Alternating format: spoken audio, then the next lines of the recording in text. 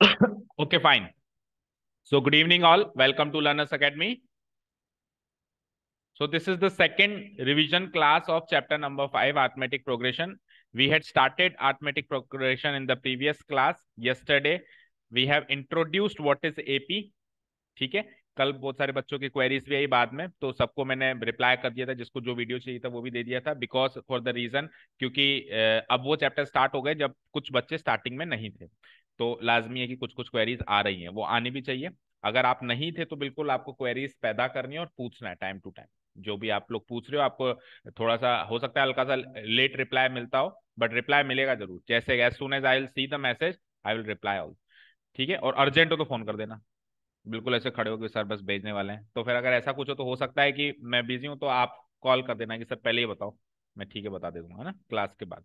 Okay, so exercise 5.2 introduction करेंगे आज। Introduction क्या करेंगे, एक्सरसाइज भी करेंगे, बिकॉज इस स्पीड में ही चलना है तो टिल द एग्जाम, है ना। तो इंट्रोड्यूस कर देते हैं। Exercise 5.2 is all about the general term, यानी कि nth term of an AP, right. तो इसको इंट्रोड्यूस करने से पहले कुछ बात करते हैं।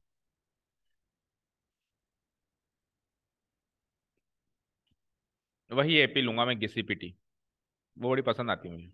1 4 7 जो कल से चल रही हुई आ रही है, सही है क्या। 10 13 16 19। ओजस बताओ अगला टर्म क्या होगा। दैनिक भास्कर में छपी हुई एक पहेली की तरह हो गई कि बताओ अगला टर्म क्या है, चार ऑप्शन आते हैं, फेसबुक पे भी आता है आजकल तो। हाँ, बोलो अगला टर्म क्या होगा। 23। Very good. बोलो विष्णु अगला टर्म क्या होगा। जोड़ना भी नहीं आता आपको। हाँ, आप कितने का डिफरेंस है।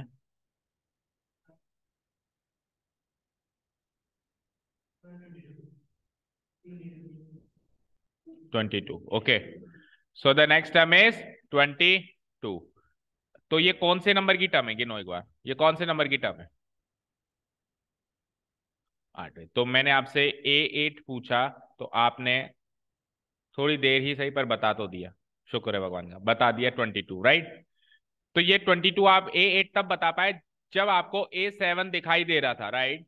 जब आपको A7 दिखाई दे रहा था तो आप A8 जल्दी से बता पाए। अब मैं आपसे पूछता हूं, A80 बताओ। चलो आपसे नहीं, आपसे पूछता हूँ, श्रेष्ठ। तो आप कहोगे सर इसको तो A7 दिखा दिया, फिर A8 पूछा, और मुझसे A80 पूछ रहे हो, A79 दिखाओ ना एक बार। मैं कहा नहीं दिखाए, क्योंकि लेवल टू लेवल क्वेश्चन करे जा रहे हैं, है ना, हम बच्चों से, जिसका जैसा लेवल। ओके, तो अब अगर मैंने आपसे पूछा, नहीं निकालना नहीं है, इंट्रोड्यूस कर रहे हैं भाई, है ना। क्वेश्चन पूछने का मतलब कई बार ये होता है कि क्वेश्चन एक्चुअली नहीं पूछ रहा हूं मैं, वी आर जस्ट डिस्कसिंग कि हमको टॉपिक में क्या मिलेगा, राइट। तो A80 निकालने के लिए A79 की जरूरत ना पड़े, उसके लिए एक फॉर्मूला है जिसको कहते हैं general term formula. General term formula, या फिर nth टर्म फॉर्मूला। ठीक है, इस फॉर्मूले का नाम क्या है, जनरल टर्म फॉर्मूला या nth टर्म। तो कल जो हमने जनरल फॉर्म ऑफ एपी सीखी थी, हर एक टर्म की एक जनरल फॉर्म होती है, वही एक्चुअली उसकी जनरल टर्म फॉर्मूला होती है। फॉर एग्जाम्पल अगर मुझे सातवीं टर्म निकालनी थी, तो कल हमने एक फॉर्मूला सीखा था, क्या, A+6D सीखा था। सीखा था कि नहीं सीखा था। सपोज करो मुझे 1 2 3 4 फिफ्थ टर्म निकालनी है, तो एक फॉर्मूला क्या बना फिफ्थ टर्म के लिए, A+4D। ए तो मिलेगा ही मिलेगा, और डी जो है जिस भी पोजीशन पे हमें उससे एक कम मिलेगा, यही सीखा था। ठीक है, तो जनरल टर्म फॉर्मूला क्या कहता है कि आप एक एपी की कोई सी भी टर्म निकाल सकते हो जंप करके। मतलब अगर आपको 80th टर्म चाहिए, तो आपको first term second term third term ऐसे करते करते 79th टर्म और फिर 80th टर्म ऐसे निकालने की जरूरत नहीं है। आप सीधे जंप करके 80th टर्म निकाल सकते हो, प्रोवाइडेड दैट आपके पास ये दो चीजें होनी चाहिए, क्या, ए एंड डी। क्या होनी चाहिए, a and D, where a denotes the first term of the AP, where a denotes the first term of the AP and D denotes what, common difference. ये दो चीजें हैं तो आप एपी की कोई भी टर्म डायरेक्टली पता कर सकते हैं, राइट। तो अगर मैंने आपसे कहा ए, तो जनरल टर्म फॉर्मूला क्या कहता है, फॉर्मूला क्या है पहले बता देता हूं, A n = A+n-1 × D। अच्छा, don't look at this formula. भाई इस फॉर्मूले को फॉर्मूले की नजर से मत देखो, इसको देखो यार, कल भी तो किया था ना हमने ये। देखो ए तो आएगा ही आएगा, ए तो आएगा ही आएगा, डी कितने आएंगे भाई? डी से पहले एक नंबर आ रहा था 7D 6D 5D 10D, तो वो नंबर कितना आ रहा था? यहाँ पे जो सीक्वेंस है उस सीक्वेंस से एक कम। जैसे कि अगर सेवंथ टर्म चाहिए तो 6 आ रहा था, सिक्स टर्म चाहिए तो 5 आ रहा था, राइट? अगर 80th टर्म चाहिए होगी तो 79 आएगा। तो इन दोनों में रिलेशन क्या है कि यहाँ पे जो भी होगा उससे एक कम नंबर वहां पे बैठेगा, और यहाँ पे जो भी होगा that has to be a natural number also. वो भी बिल्कुल सही है ना? That has to be a what? A natural number also. Is this clear? तो ये फॉर्मूला बन गया आपका general term formula. Is this clear? बताओ किसी को कोई डाउट यहाँ तक? जनरल टर्म फॉर्मूला इंट्रोड्यूस कर दिया, किसी को कोई डाउट? जनरल टर्म फॉर्मूला एक ऐसा फॉर्मूला है जिससे हम एपी के किसी भी टर्म पे डायरेक्टली जंप करके पहुंच सकते हैं, राइट? समझ गए? Is this clear? ठीक है। अच्छा जी, दूसरी चीज, अब यहाँ पे n, n will be any natural number, ठीक है ना? तो अब वैसे तो आगे आएगा इस टाइप के क्वेश्चंस, बट अब जब इंट्रोड्यूस कर रहे हैं तो इसकी बात भी अभी कर लेते हैं। देखो बेटा क्या होगा, इसको डिलीट कर दूं थोड़ा सा, मैं इसको डिलीट कर दूं।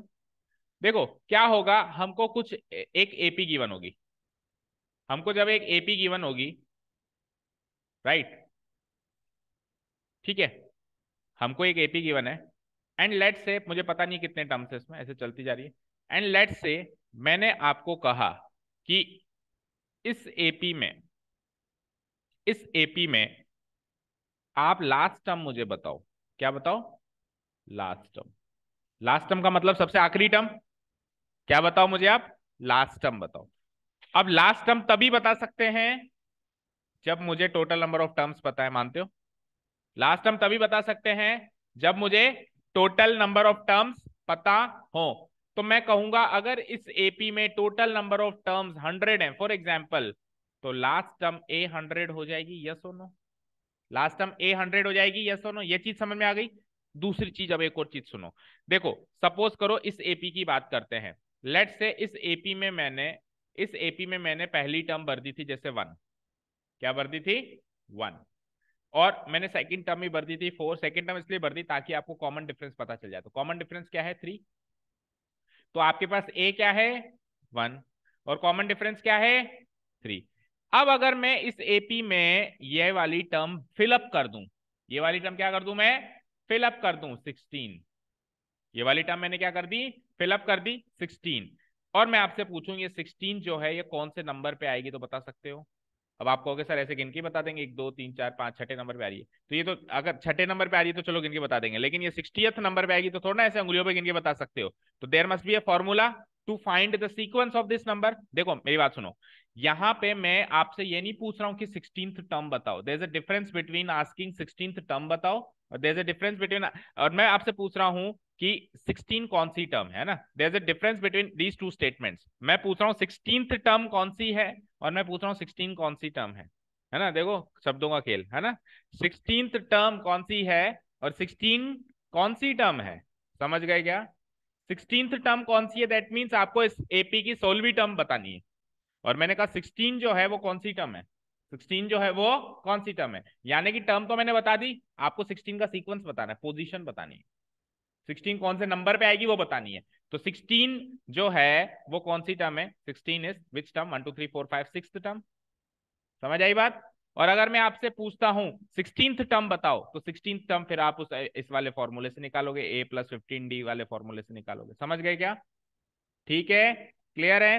तो इन शॉर्ट में आपको यह कह सकता हूं बेटा क्या, कि अगर जो भी क्वेश्चन आपसे पूछा जाए उसके ऊपर TH लगा हुआ है, तो वो जो भी चीज पूछ रहा है वो n की वैल्यू है। किसकी वैल्यू है वो?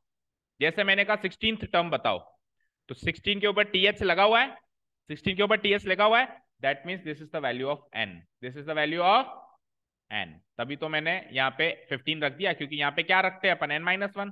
तो n की जगह 16 रखा, 16 - 1 तभी तो 15 आया वहां पे। तो अगर TH लगा हुआ है तब तो वो क्या है? n की वैल्यू है। एंड इन केस TH नहीं लगा हुआ है तो वो an की वैल्यू है, तो वो ए एन की वैल्यू है। देखो अभी यहाँ पे 16 जो है, सिक्स टर्म कैसे निकल गई?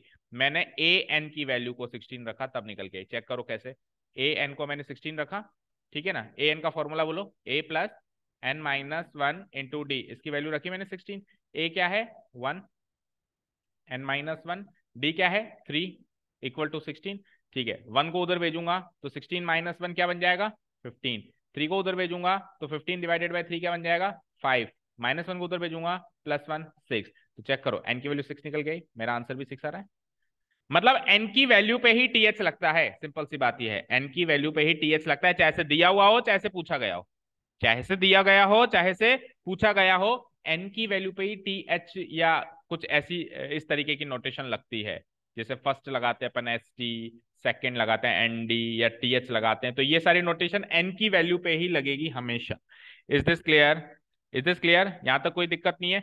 अब सुनो, अगर मैंने आपको आखिरी term they the, let's say कि मैंने ये आखिरी टर्म दे दी 19, मैंने कह दिया एपी यहीं पर है, एपी यहीं तक है, और अब मैं आपसे पूछ लूं कि बताओ एपी में कितनी टर्म्स हैं, तो क्या अप्रोच होगी पता करने की?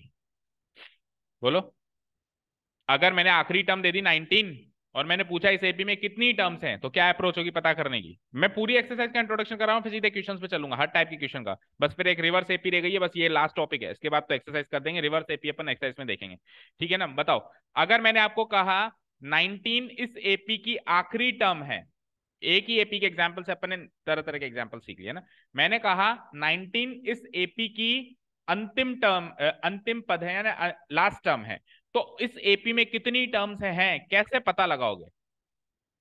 ए एन को, देखो मेरी बात सुनो, अगर मैंने कहा इस एपी की आखिरी टर्म 19 है, ध्यान से सुनना साक्षी, मैंने कहा इस एपी की आखिरी टर्म है 19, तो अगर 19 का मैं सीक्वेंस पता कर लूं, भाई 19 जो है वो 7वीं टर्म है कि 8वीं टर्म है कि 10वीं टर्म है कि 20वीं टर्म है, अगर मैं 19 का सीक्वेंस पता कर लूं, उतनी ही टर्म्स उस एपी में होगी। बोलो। ठीक है, मैंने कहा ये आदमी क्लास में लास्ट आता है, ये आदमी क्लास में लास्ट आता है, और मैंने कहा कि पिछली बार ये 6th नंबर पे आया था, 7th नंबर पे आया था, तो उतने ही बच्चे हो गए फिर क्लास, क्योंकि मैं पहले डिक्लेयर कर चुका हूं कि ये तो लास्ट आता है। भाई ये क्लास में लास्ट आता है और मैंने कहा ये 7th रैंक पे आया है, तो यानी 7 ही बच्चे हैं क्लास में। ठीक है, तो जब भी हमको लास्ट टर्म गिवन हो और टोटल नंबर ऑफ टर्म्स पता करनी हो इन एनी क्वेश्चन, अलग अलग क्वेश्चन में अपने को ये काम करना पड़ेगा वेरी ऑफन, इस एक्सरसाइज में और अगले एक्सरसाइज में अपने को काम करना पड़ेगा कि आखिरी टर्म पता होगी और नंबर ऑफ टर्म्स निकालनी होगी, आखिरी टर्म पता होगी और नंबर ऑफ टर्म्स निकालनी होगी। हम क्या करेंगे, आखिरी टर्म का सीक्वेंस पता कर लेंगे कि आखिरी टर्म 7वें नंबर पे कि 8वें नंबर के पे है कि 50th नंबर पे, जिस भी नंबर पे आखिरी टर्म बैठी है उतने ही नंबर, उतने ही टर्म्स है उस एपी के अंदर। ठीक है, और आखिरी नंबर का मतलब जो भी टर्म यहाँ पे बैठी हुई है उसका सीक्वेंस पता करने के लिए क्या करेंगे, इसको ए एन से इक्वेट कर देंगे। जैसे अभी 16 का सीक्वेंस पता करना था, तो 16 को ए एन से इक्वेट किया, तो सीक्वेंस क्या निकल के आया, 6th नंबर पे आइए, देखो 1 2 3 4 5 6 छठे पे, तो आइए।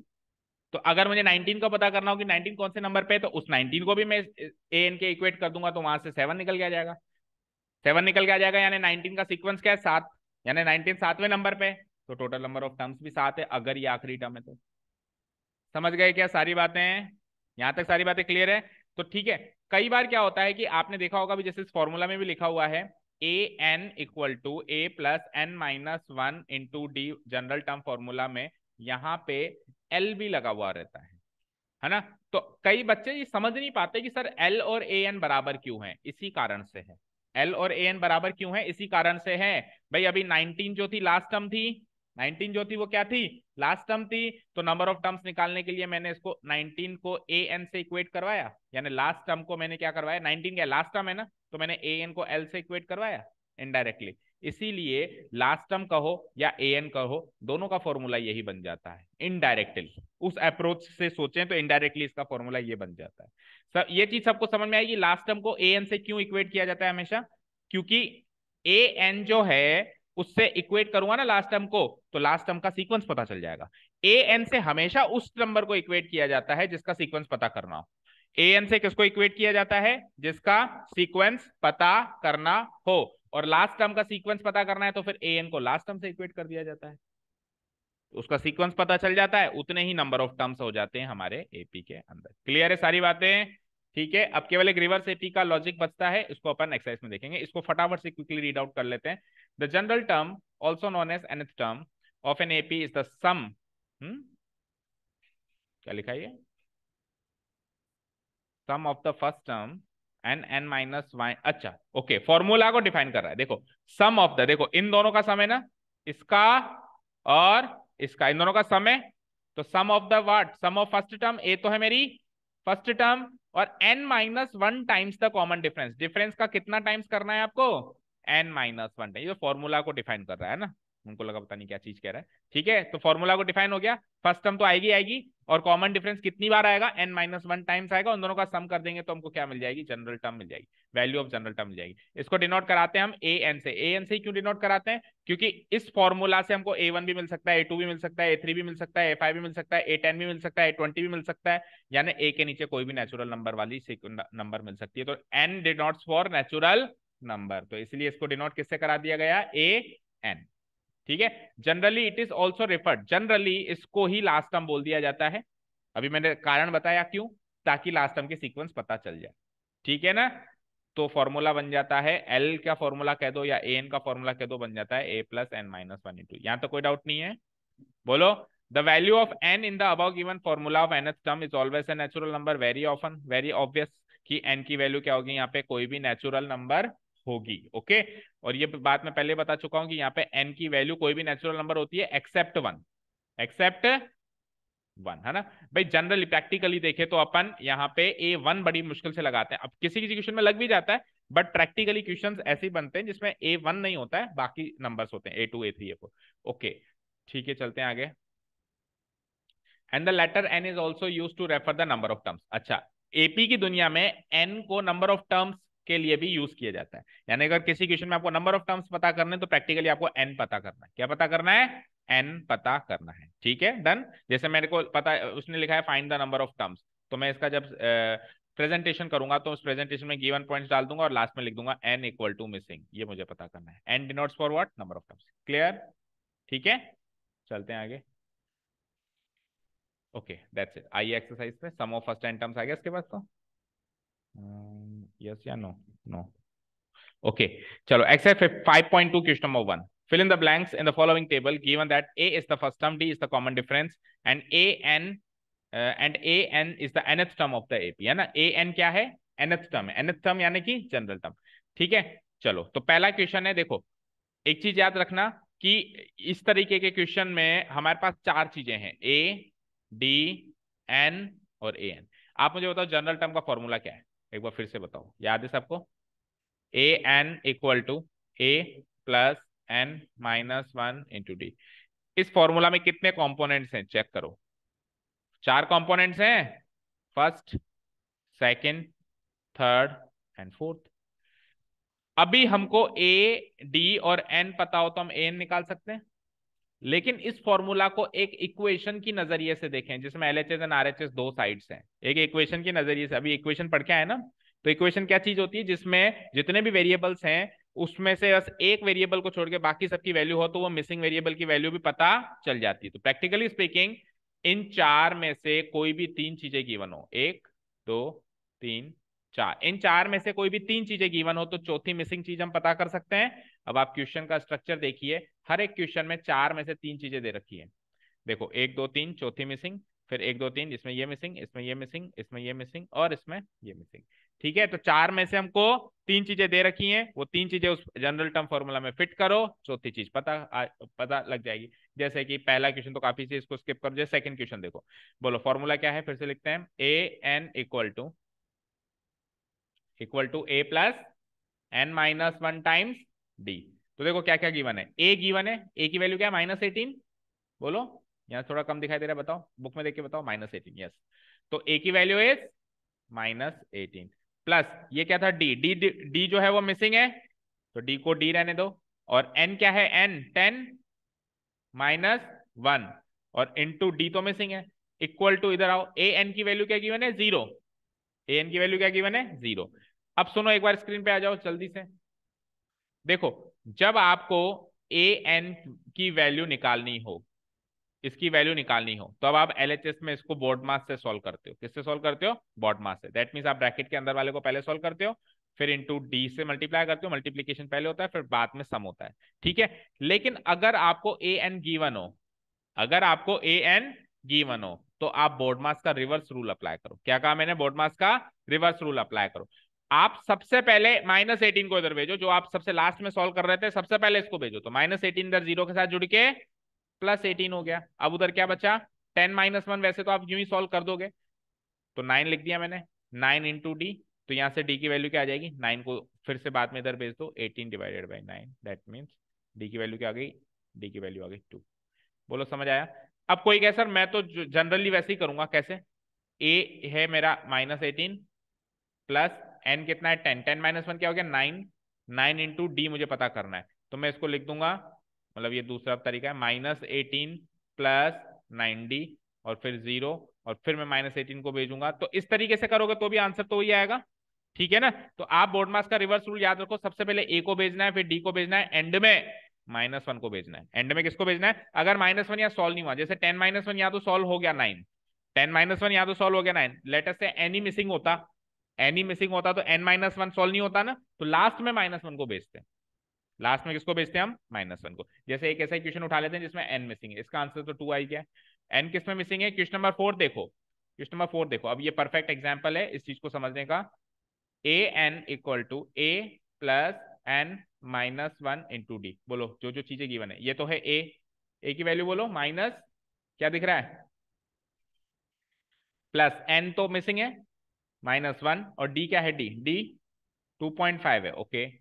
एंड वो उधर कौन है, 3.6 ए एन, ठीक है। तो एन मिसिंग है, तो सबसे पहले किसको भेजेंगे आरएचएस में, सबसे पहले किसको भेजेंगे आरएचएस में, -18.9, जो इधर आके क्या हो जाएगा, +18.9। तो 18.9 में 3.6 ऐड करेंगे तो क्या आएगा बोलो, 18.9 में 3.6 ऐड करेंगे तो क्या आएगा बोलो,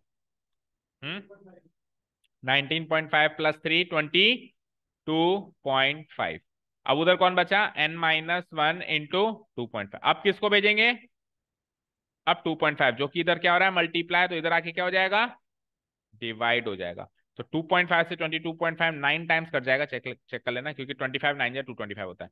तो इधर बचा 9 और इधर बचा n-1। अब एंड में किसको भेजेंगे, जो कि इधर आके क्या हो जाएगा +1, तो n वहां पे आइसोलेट हो जाएगा, n की वैल्यू हो जाएगी 10। तो this is the best method to solve the value of n, मतलब इससे इसमें कम से कम कैलकुलेशन होगी। और अगर आप ट्रेडिशनल तरीके से चलते कि सर मैं तो सीधा बोर्ड मास लगाऊंगा ना, सीधा बोर्ड मास लगाते तो देखो आप आरएचएस को तसल्ली से पहले सॉल्व करते हैं। कैसे सॉल्व करते हैं, -18.9 n इंटू 2.5, 2.5 n, फिर 2.5 इंटू -1, -2.5, फिर आप इसको सॉल्व करते, फिर इसको सॉल्व करके उधर बेचते, और फिर एंड में 2.5 से डिवाइड कराते, ये करते तो आंसर तो वही आता 10। लेकिन इससे इस कैलकुलेशन से ये कैलकुलेशन आसान थी जो अभी हमने करी, ठीक है, क्लियर है। चलिए, तो ये फर्स्ट क्वेश्चन में तो शायद ही किसी को डाउट हो, 3 वैल्यूज गिवन होके एक वैल्यू पूछेगा, फॉर्मूला याद होना चाहिए, a n equal to a plus n -1 into d, चीजों को इधर उधर भेजना आना चाहिए, यानी इक्वेशन सॉल्व करनी आनी चाहिए। चले नेक्स्ट क्वेश्चन पे। ओके, नेक्स्ट क्वेश्चन इज, हाँ जी, चूज द करेक्ट टर्म, वही सेम क्वेश्चन आ गया। देखो 30th, 4 चीजें मेरे पास, ए डी एन और ए एन। ए और डी तो एपी को देख के पता चल रही है, चेक करो, दोनों क्वेश्चंस में ए और डी तो एपी को देख के पता चल रही है। ए क्या है बोलो यहां से 10, ए क्या है 10, और डी कैसे पता लगाते हैं, दूसरी में से पहली टर्म को माइनस कर दो, तो 7 - 10। तो ए और डी तो आपको एपी को देख के पता चल जाएंगी। अब एन और ए एन में से एक चीज मिसिंग होगी, एक चीज गिवन होगी, एक चीज मिसिंग होगी, एक चीज गिवन होगी। यहाँ पे क्या कह रहा है वो 30th, क्या कह रहा है, तो मुझे बताओ 30 जो है वो एन की वैल्यू है या ए एन की वैल्यू है। जिसके आगे टीएच लगेगा वो हमेशा एन की वैल्यू होगी, क्योंकि एन की वैल्यू के आगे ही टीएच लगता है, दैट मीन्स एन की वैल्यू 30। तो ये 3 चीजें गिवन है, ए 10 है, डी -3 है, और एन 30 है। तो चौथी चीज मिसिंग हो गई, जस्ट पिछला वाला क्वेश्चन हो गया एग्जैक्टली हो जाएगा सॉल्व इक्वेशन में रख के। चलो इधर भी सेम वही, कि ए तो क्या हो जाएगा -3, और डी बोलो, डी निकालो इसका, -12 -3 बोलो, गलत, क्योंकि गलत, सॉल्व करो।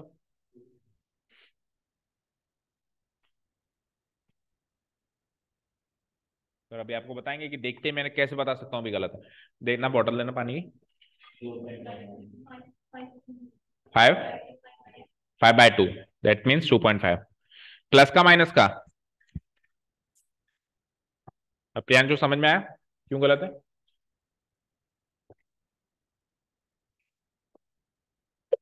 क्यों गलत है। क्यों गलत है? आपने आंसर बोलते ही मैंने कैसे बोल दिया गलत है? इस चीज पे पकड़ करी क्या किसी ने? ये चीज सीखनी है। मैंने कुछ भी नहीं देखा, मैंने ये देखा कि -3 और -0.5 नंबर पहले से बड़ा हो चुका है। ये छोटा नंबर है, ये बड़ा नंबर है, तो यानी कुछ चीज ऐड हुई है, सब्ट्रैक्ट नहीं हो सकती। जब नंबर बड़ा हो रहा है तो कोई चीज ऐड होगी नहीं होगी? आप कह रहे हो सर -2.5, तो ये तो सब्ट्रैक्ट होना होता है ना। तो नेगेटिव क्वांटिटी बढ़ जाएगी, अगर आप -3 -2.5 करोगे तो -5.5 हो जाएगा। ये तो एक्चुअली -0.5, अब आपको ये पता होना चाहिए कि 1/2 0.5 होता है। तो -3 से -0.5 का सफर तय करने के लिए, छोटे नंबर से बड़े नंबर का सफर तय करने के लिए कुछ ना कुछ ऐड करना पड़ेगा, यानी कुछ ना कुछ पॉजिटिव क्वांटिटी ही डी की वैल्यू बनेगी। तो -2.5 नहीं बनेगी, +2.5 बनेगी। क्लियर? ठीक है? ठीक है ना? Okay, so A is -3 and D is what? Plus का 2.5। ठीक है, प्लस का 2.5। और एपी भी देख लिया करो यार, बढ़ रही है।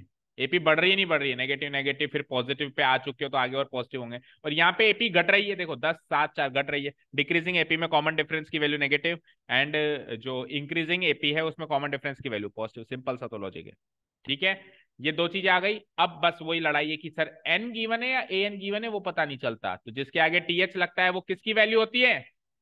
तो यानी कि ये मिसिंग है अगेन। पिछले वाला क्वेश्चन हो गया, put the values and find the answer.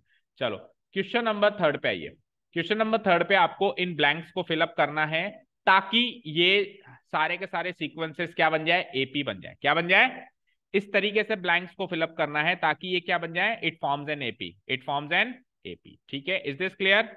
अब मैंने आपको जब कल की इंट्रोडक्टरी क्लास और आज की भी जनरल टर्म वाली क्लास में मैंने आपको कहा कि एक एपी का ए और डी पता हो तो सब कुछ पता है।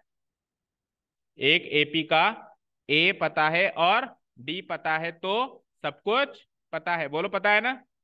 ठीक है, अब ए और डी पता करना है। अब ए और डी कितने वेरिएबल्स हैं, मतलब इसको मान लो जैसे अपन वेरिएबल माने, linear equation in two variable वाले फॉर्मेट में, तो ये दो वेरिएबल्स हैं। कितने वेरिएबल्स हैं? और दो वेरिएबल सॉल्व करने के लिए मिनिमम कितनी इक्वेशंस मिलनी चाहिए? जितने वेरिएबल्स उतनी इक्वेशन, सीखा है ना लॉजिक? तो मिनिमम दो इक्वेशन चाहिए। चेक करो, हर एक क्वेश्चन में मिनिमम 2 टर्म्स गिवन है कि नहीं है? तो 2 टर्म्स गिवन है तो दोनों दोनों टर्म्स दो इक्वेशंस बनाएंगी। क्या बनाएंगी? दो। और दो इक्वेशंस बनाएंगी तो ए और डी निकल के आ जाएगा, और बात घूम फिर के वहीं आ जाएगी। ए और डी पता है तो सब कुछ पता है। जैसे कि सीधे चलते हैं 5th क्वेश्चन पे। देखो 5th क्वेश्चन में ये वाली टर्म गिवन है, इसकी कौन सी टर्म है बताओ? सेकंड। तो सेकंड टर्म को क्या लिखते हो आप? ए टू। ए टू कितनी गिवन है? 38। ठीक है, उसके बाद ये कौन सी टर्म है? 1 2 3 4 5 6 टर्म। तो इसको क्या कहते हैं हम? A6, यानी कि -22। Is this clear? अब A2 को जनरल टर्म में कन्वर्ट करेंगे तो A प्लस डी बनेगा क्या? तो A प्लस डी की वैल्यू 38। और A6 को जनरल टर्म में कन्वर्ट करेंगे तो क्या बनेगा? कितना आया? चेक करो, ए और डी में दो इक्वेशंस बन गई। भाई दो टर्म्स गिवन है तो दो इक्वेशन बनेगी बनेगी। दो टर्म्स गिवन है तो दो इक्वेशंस बनेगी बनेगी। तो ए और डी दोनों सॉल्व हो सकता है कैसे? अभी अभी अपन लीनियर इक्वेशंस, क्वाड्रेटिक इक्वेशन सब पढ़ के आए। लेट्स से इसको इक्वेशन 1 मान ले, इसको इक्वेशन 2 मान ले, तो 2 - 1 कर लू मैं। Equation 2 minus equation 1, and it will result in what? देखो a माइनस ए तो कट जाएगा, और 5d minus D will become 4d, and -22 -38 हो जाता है माइनस का 60। ठीक है, तो डी की वैल्यू आ जाती है -60/4 इक्वल टू -50। सर डी मिला, ए तो मिला नहीं। अरे इसको या तो यहाँ पुटअप कर दो या यहाँ पुटअप कर दो, ए मिल जाएगा। ऐसे निकालते थे लीनियर इक्वेशन में, एक्स और वाई में से एक मिल जाता था तो कहीं भी पुटअप करके दूसरा निकाल लेते थे। तो लेट से फर्स्ट इक्वेशन में पुटअप कर दूं, तो फर्स्ट इक्वेशन है ए प्लस डी। तो ए तो मिसिंग है, डी गिवन है -15 इक्वल टू कितना? 38। तो ए हो जाता है -15 उधर जाके, -15 उधर जाके +15। तो 38 + 15 विल गिव मी व्हाट? 8 5 13 और 53। तो ए भी गिवन हो गया और डी भी गिवन हो गया, मतलब निकाल लिया मैंने।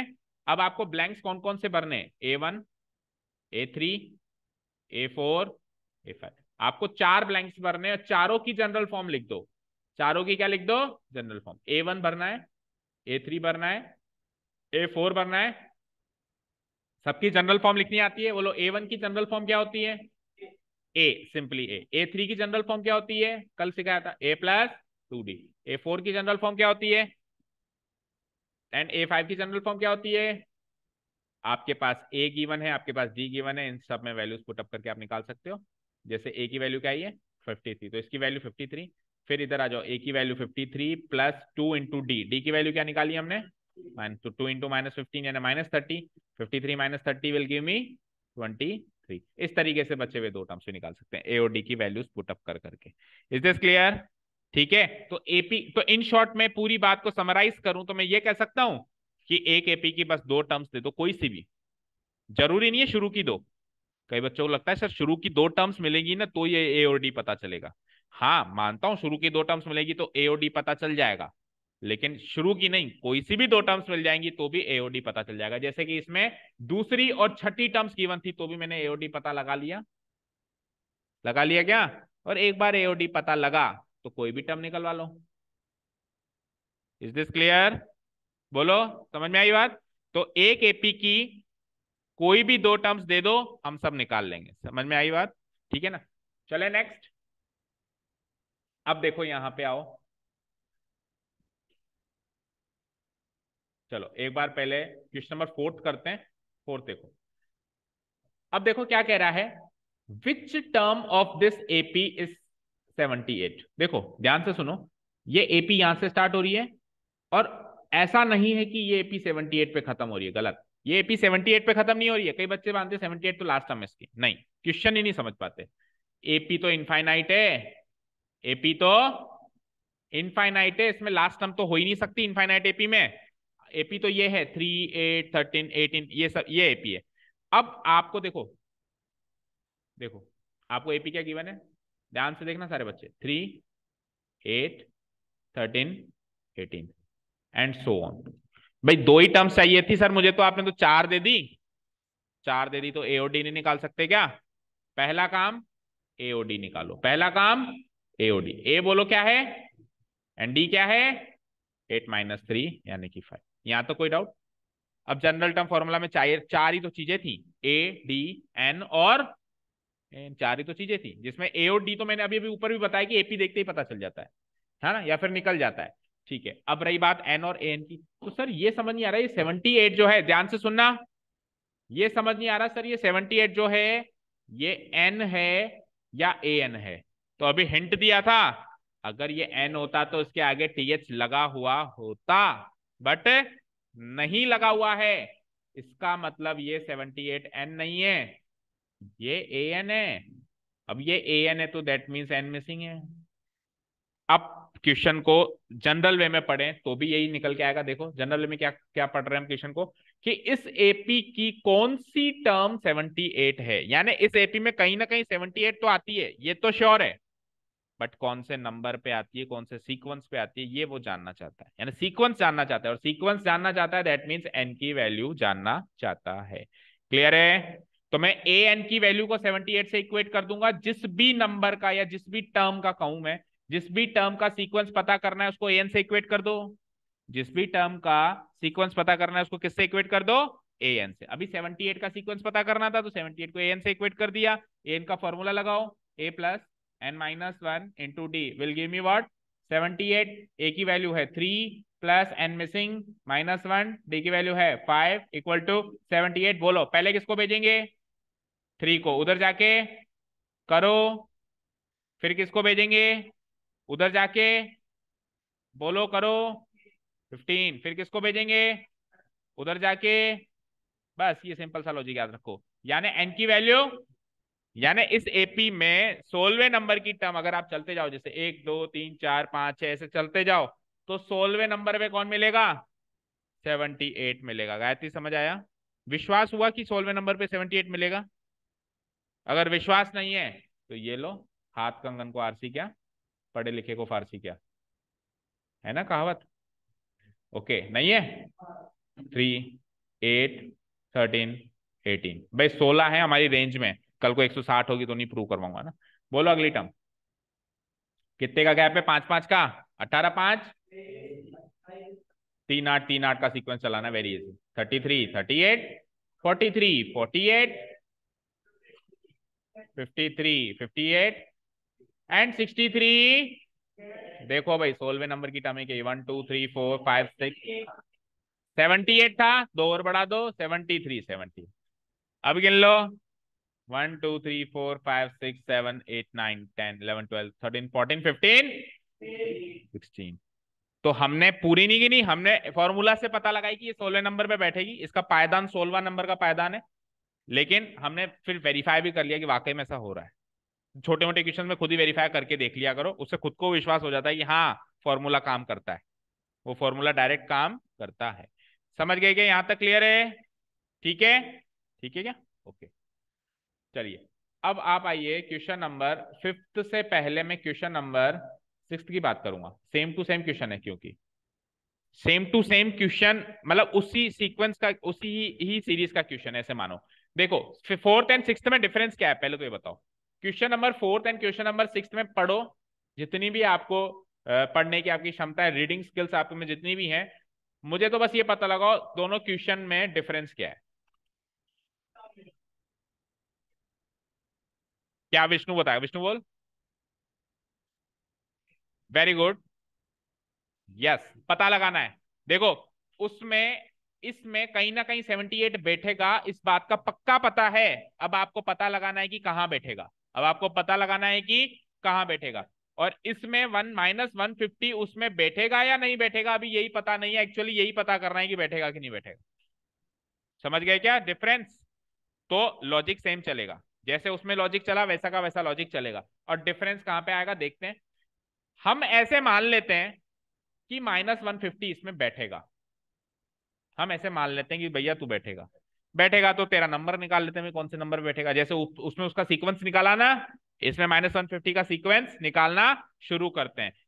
जिसका भी सीक्वेंस निकालना है उसको an से इक्वेट करना पड़ता है, जिसका भी सीक्वेंस निकालना है उसको किससे इक्वेट करना पड़ता है? an। उससे भी पहले मेरे को एपी देखते ही एओडी निकालनी होगी, तो ए बोलो यहां से 11 एंड डी बोलो यहां से। Very easy. Okay, now we will equate what a n -150 to the a n, है ना। इसको मैं किससे इक्वेट कर दूंगा? ए एन करते हैं, यानी a n equal to -150। A n का फॉर्मूला बोलना,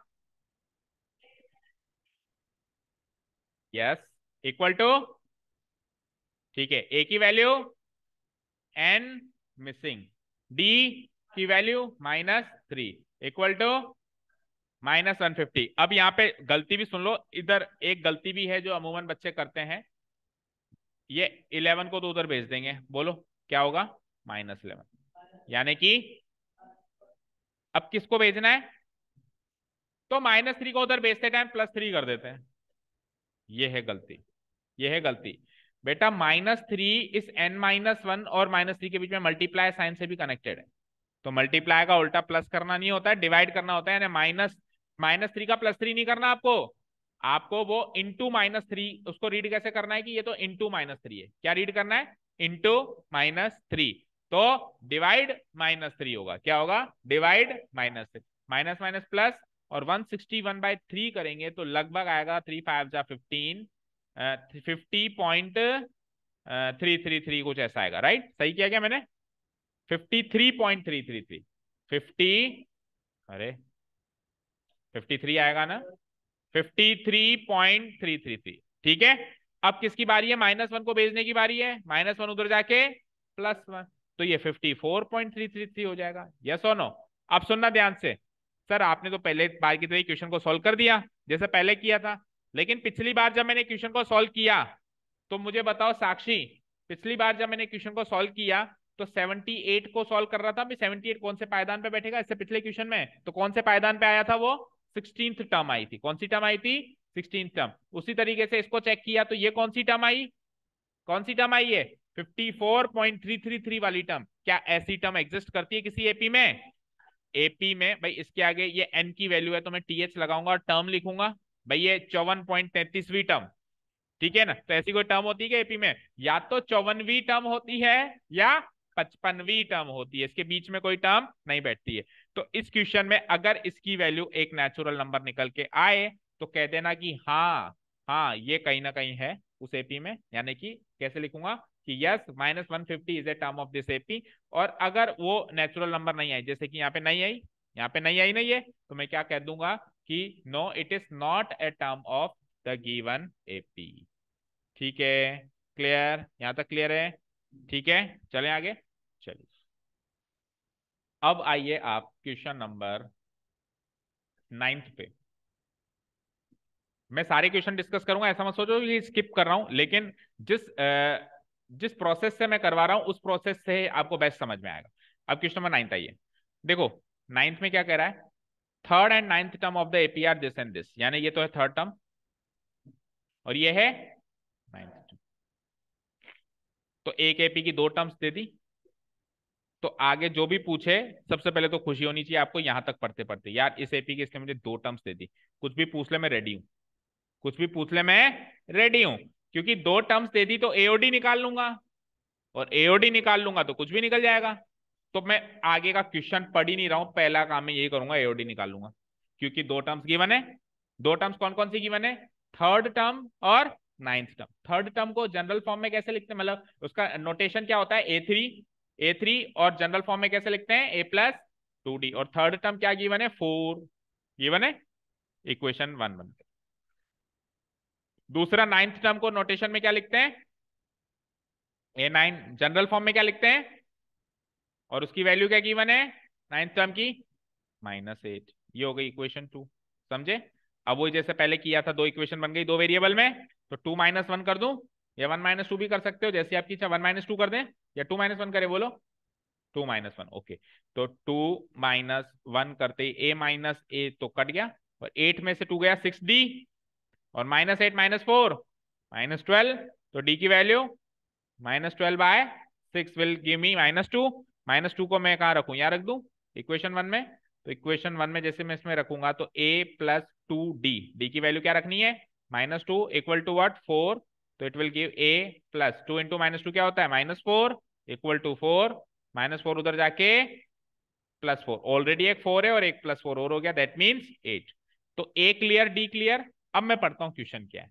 जैसे ही मुझे उसने एपी में दो टर्म्स दी, आप पहला काम कर देना, दो इक्वेशन बना के एओडी निकाल लेना, दो इक्वेशन बना के, क्योंकि इसे एक एपी में कोई सी भी दो टर्म्स दे दे तो मैं एओडी तो निकाल ही सकता हूं। निकाल लिया। अब क्वेश्चन पढ़ते हैं। क्वेश्चन है, which term of this AP is 0, इस एपी की कौन सी टर्म 0 है, इस एपी में एक टर्म है कहीं ना कहीं 0, वो कौन सी है, दैट मीन्स ये पिछले दो क्वेश्चन से मैच हो गया, यानी इस एपी में 0 कहीं ना कहीं तो बैठेगा, कहां बैठेगा पता लगाओ। तो सेम ये वाला क्वेश्चन हो गया फोर्थ, सेम फोर्थ क्वेश्चन हो गया क्या, फोर्थ में क्या पूछा था, इस टर्म में 78 बैठेगा, कहां बैठेगा पता लगाओ। अब इसमें क्या पूछ लिया, इस एपी में 0 कहीं ना कहीं बैठेगा, 0 कहीं ना कहीं बैठेगा, पता लगाओ कहां बैठेगा। सीक्वेंस पता करना है, जिसका सीक्वेंस पता करना हो उसको an से इक्वेट कर दें, कर दें, बोलो कर दो। तो an इक्वल टू 0,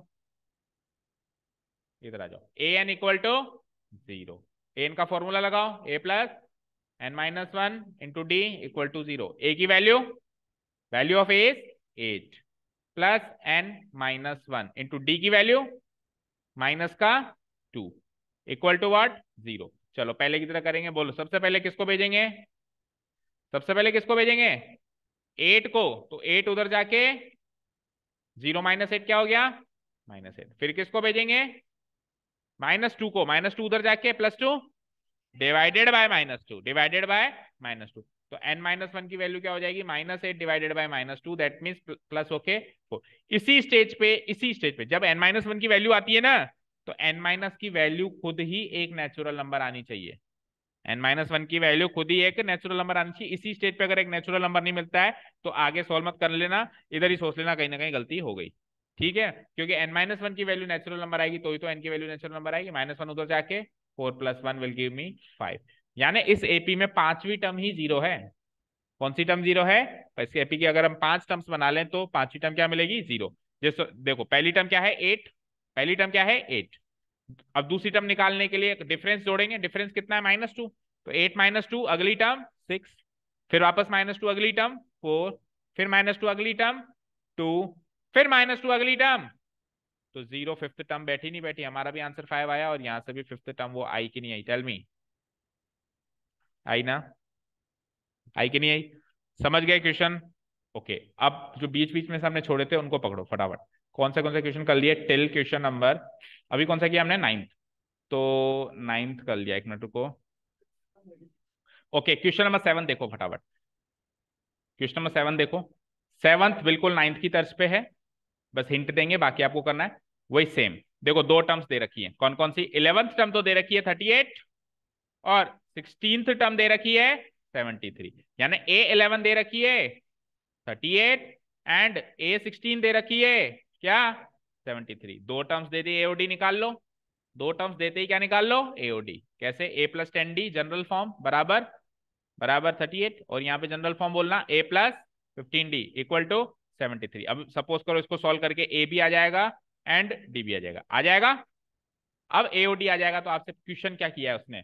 क्वेश्चन किया है फाइंड द 31st टर्म। अब 31 के आगे एस टी लगा हुआ है, लगा हुआ है, दैट मीन्स ये एन की वैल्यू है। यानी आपसे A31 पूछा गया है। क्या पूछा गया है? ये ए एन होता है ना, तो एन की जगह क्या रखना है? 31। ऐसा नहीं करना है, ऐसा नहीं करना है कि ए एन को 31 से इक्वेट कर दें, गलत हो जाएगा आपकी बात। ये एस टी नहीं लगा हुआ होता तो करते ए एन को 31 से इक्वल। ठीक है, अभी आपको क्या निकालना है? A31 निकालना है। A31 जो कि क्या होता है जनरल फॉर्मूला से? A+30D, यही होता है। ए यहां से निकाल लेना, डी यहां से निकाल लेना, यहाँ पुटअप कर देना, आंसर आ जाएगा। समझ गए? ठीक है, अब आइए क्वेश्चन नंबर, अभी कौन सा किया? 7th। ओके, क्वेश्चन नंबर, अब बीच में कौन सा छूटा है बताना? फिफ्थ और एट्थ दोनों में टोटल नंबर ऑफ टर्म्स का कॉन्सेप्ट है ना, तो एक बार इसको छोड़ के टेंथ देखो। टेंथ देखो, उसके बाद फिफ्थ और एट देखते हैं ना, टोटल नंबर ऑफ टर्म्स को बाद में देखेंगे ना। द 17th टर्म, एक एपी है जिसमें कितनी टर्म्स हैं? सॉरी, कितनी टर्म्स है नहीं, उसकी 17th टर्म जो है उसी एपी की 10वीं टर्म से 7 से एक्सीड करती है। समझ आएगा क्वेश्चन? क्वेश्चन समझ आया क्या? बताओ, समझाओ समझाओ।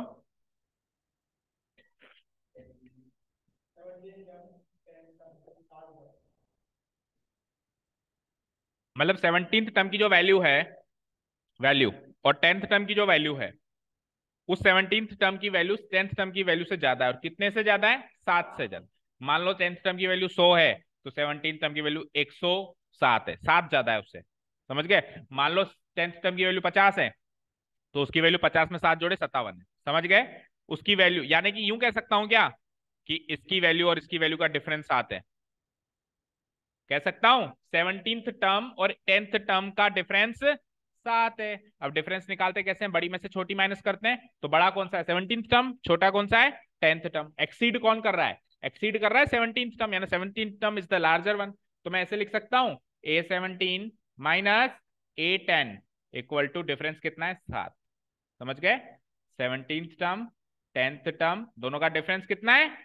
7। इसका मतलब ये नहीं है बेटा कि यहाँ पे सर आपने 7 शायद इसलिए लिखा है क्योंकि 17 और 10 का डिफरेंस 7 है। नहीं, यहाँ पे ये 7 इसलिए नहीं लिखा है कि 17 और 10 का डिफरेंस 7 है। यहाँ पे 7, ये 7 इसलिए लिखा है क्योंकि ये क्वेश्चन में गिवन है 7 है। कल को यहाँ 5 होगा तो 5 लिख देना। ठीक है, कल को आ जाए A15 माइनस A10, तो लॉजिक पकड़ लो भैया, 17 माइनस 10 7 लिखा था सर ने, हम 5 लिख देते हैं। ठीक है, ठीक है, वो क्वेश्चन में गिवन है। चलो coming back to the question, A17 minus A10 equal to 7। चलो जी, A17 की जनरल फॉर्म साक्षी बोलो। A17 की जनरल फॉर्म A+16D। गायत्री आप बोलो A10 की जनरल फॉर्म, माइनस साइन है माइनस लगा दिया, A10 की जनरल फॉर्म बोलो। A प्लस, अब देखो जब भी बाइनोमियल बन जाए, बाइनोमियल मतलब दो टर्म्स बन जाए, तो ब्रैकेट लगा दिया करो, अगर पीछे माइनस साइन है तो। पीछे माइनस साइन है और ये बाइनोमियल मतलब दो टर्म्स का एक्सप्रेशन बन गया, तो पीछे एक ब्रैकेट लगा दिया करो। Equal to what? 7। अब इसको माइनस करेंगे तो A माइनस A तो कट जाएगा, और 16D में से 9D गया तो 7D की वैल्यू, तो D की वैल्यू 7/7 यानी कि 1। तो D तो क्लियर हो गया, D तो क्लियर हो गया। वही तो पूछा है, चेक करो। वही तो पूछा है, चेक करो। अच्छा, कोई इसमें फर्स्ट टर्म बता सकता है? भाई डी की वैल्यू आ गई, क्या आप ए की वैल्यू बता सकते हो? बताओ, कॉपी उठाओ, पेन उठाओ, बताओ, चल सॉल्व करके बताओ, ए की वैल्यू बताओ।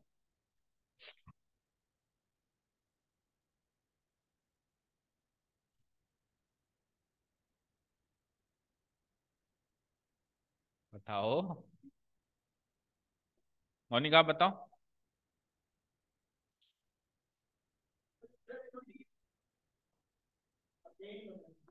तो यही तो पता लगाना है। निकलेगा ही नहीं। अभी तो आप कहते निकल जाएगा। अभी तो आप कह रहे थे निकल जाएगा।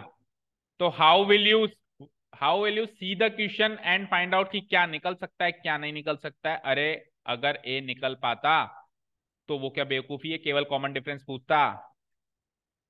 वो भी सब कुछ ही पूछता, वो कोई ना कोई टर्म पूछता। वो ऐसे पूछता फिफ्थ टर्म बताओ, टेंथ टर्म बताओ जिसमें ए और डी दोनों पुटअप हो सके। उसने केवल और केवल कॉमन डिफरेंस पूछा है, यहां से भी हिंट था। और सबसे बड़ी बात, ए और डी तब निकलते हैं जब दो टर्म्स गिवन होती है। यहाँ दो टर्म्स नहीं गिवन है, यहाँ दो टर्म्स के बीच का रिलेशन गिवन है, जिससे इक्वेशन तो एक ही बनी, दूसरी इक्वेशन बनी नहीं तो एक कैसे निकालोगे। जब ए और डी चाहिए तो दो इक्वेशन चाहिए मिनिमम, इक्वेशन ही एक ही बनी, क्योंकि दो टर्म्स क्लियर कट गिवन नहीं है कि ये टर्म ये है ये टर्म ये है। दो टर्म्स का रिलेशन गिवन है तो दो टर्म्स के रिलेशन से एक ही इक्वेशन बनी।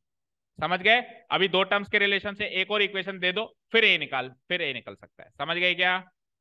ठीक है, तो टेंथ तक आज करेंगे। अब वो टोटल नंबर ऑफ टर्म्स वाला क्वेश्चन देख लो फटाफट, कहाँ है question number 5। Find the number of terms. अच्छा, अभी जब इंट्रोडक्टरी क्लास करवा रहा था तो मैंने कहा था आपको नंबर ऑफ टर्म्स निकालने के लिए सबसे पहली चीज क्या पता होनी चाहिए। प्रियांशु, नंबर ऑफ टर्म्स निकालने के लिए सबसे पहली चीज क्या पता होनी चाहिए।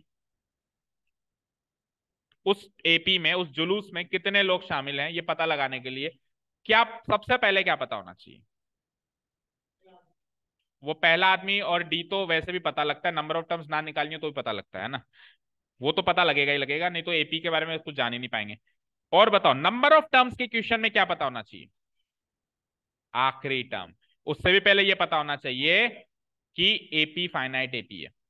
उससे भी पहले ये पता होना चाहिए कि एपी क्या है, एक फाइनाइट एपी है। और उसका प्रूव कहां से हो रहा है कि वो फाइनाइट एपी है, क्योंकि आखिरी टर्म गिवन है।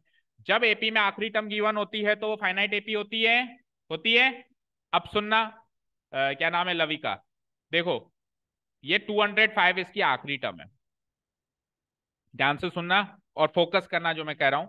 ये 205 इसकी आखिरी टर्म है। मेरे को कहीं से ये खुफिया जानकारी मिली कि ये जो 205 है ना, ये इसकी ये इसकी 15th टर्म है। कौन सी टर्म है, मतलब इसमें मैं आगे बढ़ता जाऊं ना ऐसे, आगे करता जाऊं तो ये 15वें नंबर पे आएगी। ये मुझे पता चल गया, ये मैंने भी आपको बता दिया। अब आप बता सकते हो इस एपी में कितनी टर्म्स हैं। इस एपी में टोटल कितने लोग बैठे हैं बता सकते हो। 15। जब आखिरी टर्म का सीक्वेंस ही पता है। अरे Sakshi and Gayatri are not focusing on what we are discussing. ठीक है, ये सब तो वैसे भी करते हैं और करते आए हैं, है ना जो आप कर रहे हो। अभी जिस चीज पे फोकस करना है वो उस पे सुनो। अगर आखिरी टर्म का सीक्वेंस पता है तो टोटल नंबर ऑफ टर्म्स पता है या नहीं है। तो अब आपका क्वेश्चन ये नहीं है कि नंबर ऑफ टर्म्स निकालो, अब आपका क्वेश्चन ये है कि इस भाई साहब के सीक्वेंस निकालो। बस इसकी सीक्वेंस दे दो, जो इसकी सीक्वेंस होगी वो उतनी ही नंबर ऑफ टर्म्स होगी, क्योंकि आखिरी टर्म का sequence he number of terms के बराबर होता है। चाहे तो कहीं नोट डाउन करके लिख लो देसी भाषा में, number of terms in an AP, number of terms in an AP is exactly equal to या is equal to the sequence of the last term. या पोजीशन लिख दो, the position of the last term. तो यानी कि अगर आपको किसी क्वेश्चन में नंबर ऑफ टर्म्स निकालना है तो हटाओ उसको, मुझे तो ये निकालना है, position of the last term निकालना है। अब किसी भी टर्म की पोजीशन निकाल सकता हूं। सर आप लास्ट टर्म की क्यों पूछ रहे हो, मैं तो किसी भी टर्म की पोजीशन निकाल सकता हूं, क्योंकि जिस भी टर्म की पोजीशन निकालनी होती है उसको सिंपली ए एन से इक्वेट करने का बताया सर ने। तो कर दो। तो 205 को ए एन से इक्वेट कर दूं, टेल मी। तो ए एन इक्वल टू 205। बोलो एन का फॉर्मूला। देखो ये काम आपको बहुत बार करना पड़ेगा जो अभी अपन कर रहे हैं। अभी आप देखो आज की क्लास में कितनी बार कर लिया, एकदम छठी सातवीं बार चल रहा है a+n-1d। और उसमें मैक्सिमम टाइम्स यही होगा कि एन ही मिसिंग होगा। मैक्सिमम टाइम्स यही होगा कि क्या मिसिंग होगा। जैसे ए बताओ, ए तो आप वहां से निकाल लो 7, एन मिसिंग, डी बोलो डी, 13 - 7 इज 6 इक्वल टू 205। पहले किसको भेजेंगे, उधर जाके माइनस, बोलो कितना हुआ। फिर किसको भेजेंगे, उधर जाके डिवाइड, बोलो कितना हुआ। 33। फिर किसको भेजेंगे, उधर जाके +1, बोलो कितना हुआ। तो एन की वैल्यू 34, यानी कि अभी मैंने आपको बताया था, वो तो एग्जाम्पल था, सही में ये 34th टर्म नहीं है और सही में वो 15th टर्म नहीं है, ये कौन सी टर्म है, 34th नंबर की टर्म है। तो इस एपी में टोटल नंबर ऑफ टर्म्स भी कितनी हो गई, 34 हो गई। समझ गए, ठीक है। क्वेश्चन नंबर 8 में केवल आपको स्टार्टिंग में डराया गया है, क्या, एक एपी में 50 टर्म्स, एक एपी में 50 टर्म्स, उसकी तीसरी टर्म 12 है, आखिरी टर्म 106 है, तो आखिरी को हटा के 50th लगा दूं। अरे एपी में 85 टर्म्स है ना, एपी में कितनी टर्म्स हैं, 50 टर्म है। आखिरी टर्म, मैंने कहा इस क्लास में 50 बच्चे हैं और इस स्टूडेंट की आखिरी रैंक बनी है, तो आखिरी रैंक यानी 50वीं रैंक होगी, जब बच्चे 50 हैं तो एपी में 50 टर्म्स हैं, तो लास्ट को हटा के 50th लगा सकता हूं, यानी 50th टर्म क्या है। अरे एक एपी में 2 टर्म्स गिवन हो गई ना, कोई सी भी टर्म निकाल लो। कैसे, थर्ड टर्म गिवन है दैट मीन्स A3 गिवन है, थर्ड टर्म गिवन है दैट मीन्स A3 गिवन है, क्या हो गई 12। 50th टर्म, वैसे तो उसने कहा था लास्ट टर्म, लेकिन मैंने दिमाग लगा के लास्ट टर्म को, 50 टर्म्स टोटल हैं तो उसको मैंने लिख दिया A50, क्या लिख दिया मैंने, A50, क्या हो गई ये, कितनी गिवन है 12, ठीक है। कहाँ है okay 106 not 12, 106। So converting it into the general form, तो टेल मी A3 की general form equal to A50 की general form equal to equation number 1 equation number 2, दोनों को आपस में सॉल्व करने से A और D निकल जाएगा। एक बार A और D निकल गया तो आपसे क्या पूछा है उसने, find the 29th term, find the 29th term. 29th term का मतलब A29 पता करना है, क्योंकि 29 के आगे क्या लगा हुआ है, TH, 29 के आगे क्या लगा हुआ है, TH। तो ऐसा नहीं है कि मुझे AN को 29 के इक्वेट करना है, गलत, ये नहीं करना, आपको ये पता करना है A29 क्या होता है, A+28D। A और D कहां से लाओगे, यहां से लाओगे और पुटअप कर दोगे और आंसर आ जाएगा, हो जाएगा सॉल्व। तो अप टू क्वेश्चन नंबर 10 हमने रिवाइज कर लिया सारे क्वेश्चंस, है ना, not fully but in detail, पूरा एक ही क्वेश्चन सॉल्व नहीं किया लेकिन डिटेल में सब कुछ सॉल्व किया है, समझ गए। तो आप 10 तक के क्वेश्चन पेन उठाइए, घर जाइए, अपने आप करिए, आंसर की से मैच करिए, और कोई डाउट हो तो कल लेके आइए कृपया करके, और नहीं है तो फिर हम 11वें क्वेश्चन से स्टार्ट करेंगे, ठीक है, done, okay. Thank you so much for listening to us, have a nice day, keep learning and bye.